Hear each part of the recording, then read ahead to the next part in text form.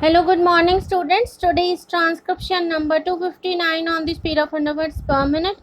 Start. Sir, in connection with the dispute between India and Pakistan regarding the utilization of the waters of the Indus system of rivers, it would not be desirable for me at this stage to deal with the controversial aspects of matters which are still the subject of negotiation between the two countries.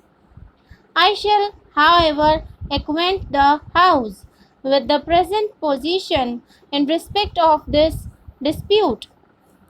The House will recall that on the 4th May 1948, the governments of India and Pakistan entered into an agreement by which India was progressively to diminish the supply of waters to Pakistan canals as Pakistan tapped alternative sources of supply.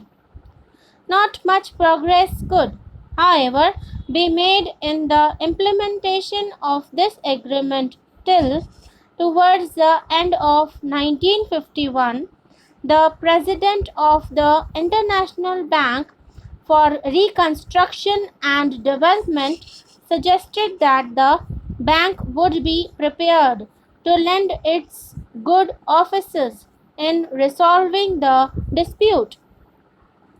The governments of India and Pakistan accepted in March 1952 the proposal of the bank that a working party should be set up consisting of engineers of India and Pakistan who would be assisted by engineers of the bank with the object of preparing for the consideration of the two governments a comprehensive plan for the development of the water resources of the Indus region so that the river supplies effectively available to each country would be increased substantially beyond what they had ever been.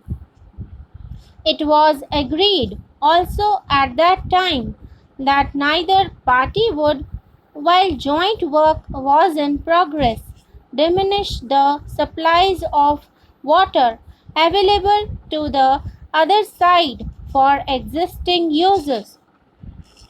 It will readily be appreciated that though this condition was expressed as a mutual obligation, it was a condition which bound India alone, for Pakistan does not supply any waters to India. This unilateral restriction was, however, accepted by the Government of India solely in the interest of a speedy statement. It was not expected at that time that the work of the working party would take very long. From May 1952 till August 1953, the engineers of the two sides, assisted by the engineers of the bank, collected a vast amount of statistical and engineering data required for the preparation of the comprehensive plan. In September, the Working Party met in Washington.